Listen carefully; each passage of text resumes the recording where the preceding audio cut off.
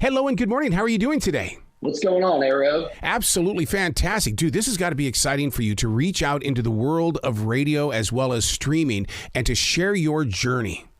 Well, man, it's really a dream come true. And honestly, I don't know if I ever saw this for myself, and so the fact that it's happening and at the rate that it's happening, it's just really mind-blowing, man. It's awesome.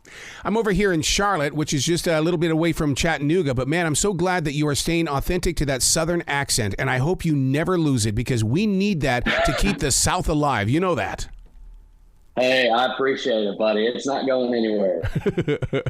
How have you used it to your advantage in music? Because it really does feel like that in any type of music, that Southern accent or that feeling from the dirt of the South is what makes our music authentic. Well, and I think that's just going back to your upbringing, man. I really think that's who you are. And so when people hear me talk like this or they hear the way that I talk, it's just, it's not me trying to put on some kind of front or anything like that. It's just who I am and how I was raised, And so for me, it's not anything I'm trying to force. It's just me being authentic. So I think that helps, when writing music and recording music and all that stuff. I think it really plays a big factor. At the age of 23, you sound like an old soul in the way that you bring your voice to us. I mean, it's not one of those where you're trying to shove it at us. You allow us to step into your moment. Where did you learn how to do that? Well, I've got older parents. My mom is 65 and my dad is 63. And so I've been able to, kind of live a lot of life in these 23 years, and I think that's really cool. I've learned a lot about life and stuff that, maybe people with younger parents didn't know or wouldn't know because they hadn't had the chance to live it out either. Mm-hmm. But I figured out what an AAP card is, way before anybody else would. So it's really, really cool, man. Really cool. I think that's a big reason. It's almost like they're saying, okay, you're going to get here one day, but enjoy what you're doing now, but watch what we're doing so you can be prepared for it. That's right. That's exactly what they're doing. And I think that makes great parents. So shout out to them. One of the things that you're very good at is listening. And so many people don't physically listen to what's going on around them. Is it because you love to write music, or is it because you're tapping into what we're doing in our everyday world so that you can relate with us? I traveled in a group in college, and the group was called Voices of Mobile. And the director was Roger Breland, who directed a group called Truth for a bunch of years, which was a big Christian group back in the 70s and 80s. And he said the most important thing you can do is listen. People can speak, they can talk all the time, and they can even say words with their facial expressions. But he's like, if you learn how to listen, it'll take you farther than anything else will in this life. So I've tried to hold true to that. I think everybody's got something important to say. Everybody's got a message that they want to try to portray. And you can learn a lot from just listening, man. So I think that's a big reason as to why I try to focus in on that. You talk about those facial expressions. You know how we are down here in the South. All we have to do is look at you, and you know exactly what we just said. That's exactly right, man. You know all about it. Now, I love the fact that this year seems to be the year on NBC's The Voice where everybody has the most unique names and the stories that go with them. You've decided to put your last name as basically your whole entire branding image. That's right, man. And I think the big reason as to that is just because, it's like I said, my parents are older. And there's not a whole lot of biases left, if you will. I've got one grandparent left, and that's the last of the bias line. That's where it ends. And so for me, I want to continue on the bias legacy for my family and for my future kids, man. I want them to be proud to be a bias. I want them to wake up and say, man, I'm glad that my last name is Bias. So that's the big reason for it, man. I want to start a legacy, not only for me, but for my future kids.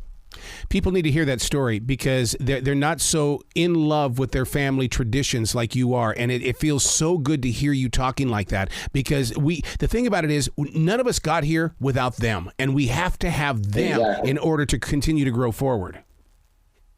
That's right, man. And if you don't remember where you come from, I think that's where you start to lose that authenticity that we talked about earlier. You started that guitar at a very early age. Do you still have that guitar? Because I still have my guitar that I got when I was 17 years old. Absolutely. Absolutely. I do. It's not with me right now. It's actually at my parents' house, but, yep, it's right there, man. It's going to be special one day. I have to laugh at that because my dad would not let me have my guitar after I got married. And he said, because if you take that guitar, you're not coming home again. And he says, that guitar is going to stay here so that you come home, you have something to play when you're here. But when you leave, that guitar stays here. It's not going home with you. Well, that's really funny, and I think I'll take a little laugh at that too, because that's exactly what my dad said to me. He's like, when you come home for Thanksgiving and we're all sitting around the piano, you can pull it out and you can play it.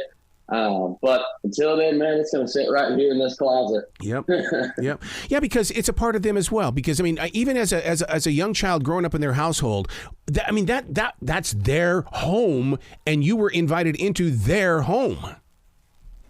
You're absolutely right, man. It's a piece of the legacy, if you will. That's another part of that legacy we were talking about. Mm-hmm. Is that something that we learned from Dolly Parton? Because she seems to be the same type of personality.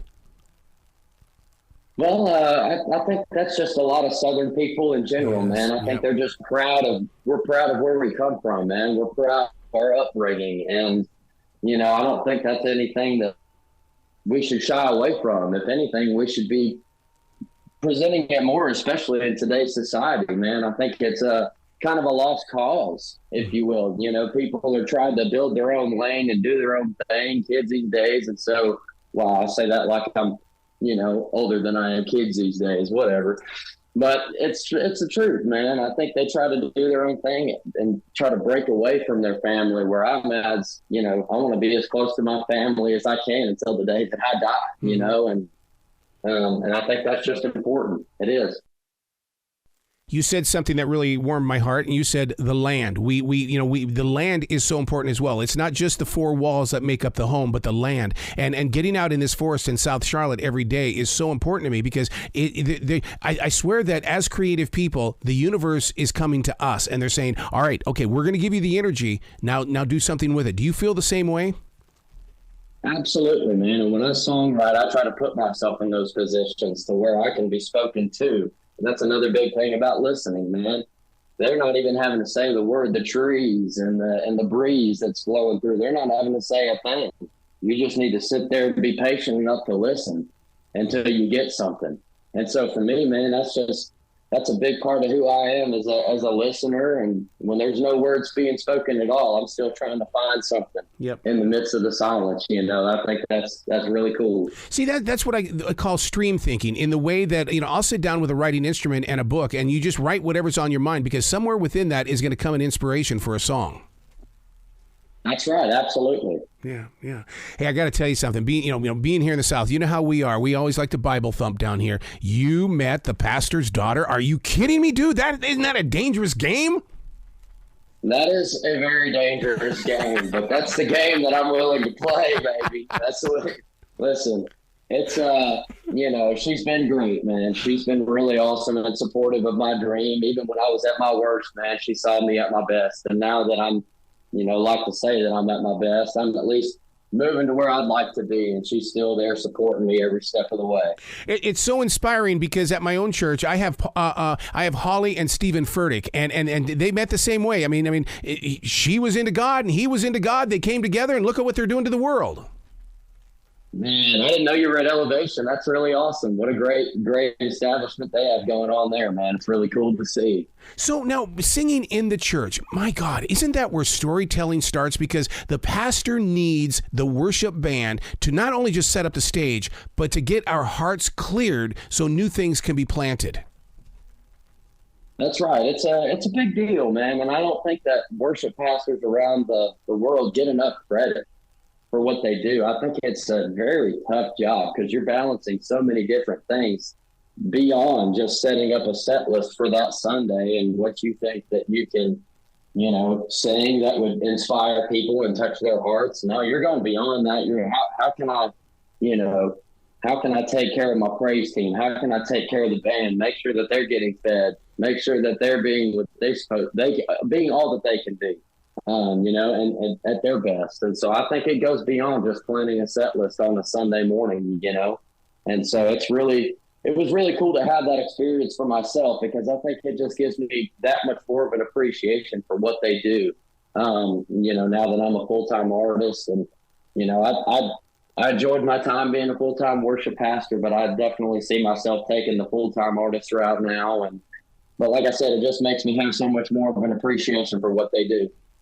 But at 23, don't you see that what you're doing, especially on NBC's The Voice, that you have dropped the four walls of church and you've brought the word out to the people? You don't have to be a believer. Just feel where you've traveled in your journey and allow that to be the medicine. Well, that's what God's called me to, man. I think he's kind of setting things up to where I'm going to be able to minister outside the four walls of the church and, be able to do it in a secular realm. I think a lot of Christians are scared about people going outside, but man, that's what Jesus did, man. He didn't preach to all the perfect people in the world, man. When he was preaching on the Sermon on the Mount, man, there was a bunch of messed up people out there. And so for me, that's what I see myself doing, man. I see myself going into these tough situations and being able to spread a light, while still having a good time at the same time. See, one of my favorite stories is when Jesus talks to the woman at the well, and rightfully, everybody else was like, why is he talking to her? They shouldn't be talking. There should be no conversation. But yet he took the time, and she went back to her people and changed their lives. And if we could just be a little bit more like that, go talk to people that you would never really have a conversation with.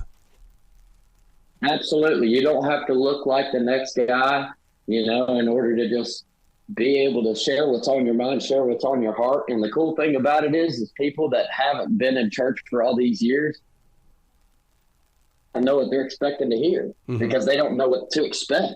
And so for me, it's a fresh avenue. It's a fresh venue for me to go in and say, hey, here's what I believe, say it in a different way than maybe a church, message would be brought. And be able to really impact somebody's life, because that's what music's for, man. And I really do believe that. That's what I want my artistry to represent that. I just want to impact people's lives for the better. My God, I talk with all of these beautiful people from NBC's The Voice. They talk openly about God. They're not afraid. Why would an actor be cancel cultured because of his beliefs in Christ? Well, that's a great point, man. And to tell you the truth, I think about that every day. Every day that I wake up, I'm like, how in the world have I not been canceled yet by, doing this stuff? But I think that God creates those opportunities. He's the one that really is placing people in those positions to make an impact, because he knows what the plan is. We don't know what the plan is. We're out here living in it and trying to do our best to glorify him. But at the end of the day, he's the one that's setting up those opportunities. So I really respect The Voice for allowing me to be able to do that. And I appreciate them for allowing me to be able to do it, because it's a big part of my life, man. And I don't want that to go away just because I'm seeking an opportunity. And that's kind of where I draw my line, man. It says, if an opportunity is taken away because I can't say what I want to say, then the opportunity was never meant to happen. From one true believer to another true believer, if you knew the plan, would you change it? Because that seems so human to want to change it.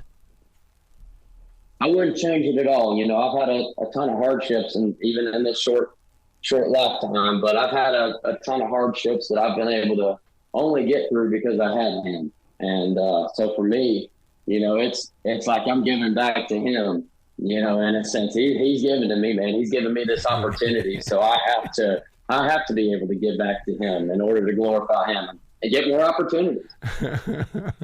You being over there in Chattanooga, Tennessee, what kind of barbecue do you have? Because here in the South, we love our barbecue. Man, I went to college in Mobile, Alabama, and I'm going to tell you something. I love me some Alabama barbecue and Alabama white barbecue sauce. Chattanooga's got to step their game up. We got some terrible barbecue here, dude. Awful. Well, you got to come to Charlotte sometime on one of your little tours that you're going to be taking in the future, so that we can have some of this, because we have a battle here in this state. It's based on vinegar, or it's going to be some sort of like a tomato paste. And so right down the middle of the state, there's a war in our barbecue world. Well, I'll take the vinegar side of the state for sure. So you just let me know where that's at, and I'll be there. Bias, man, you come back to this show anytime in the future. The door is always going to be open for you. Well, I appreciate that, buddy. Thank you so much for having me on today. I really do appreciate it. Be brilliant today, okay? You as well, man. You already have.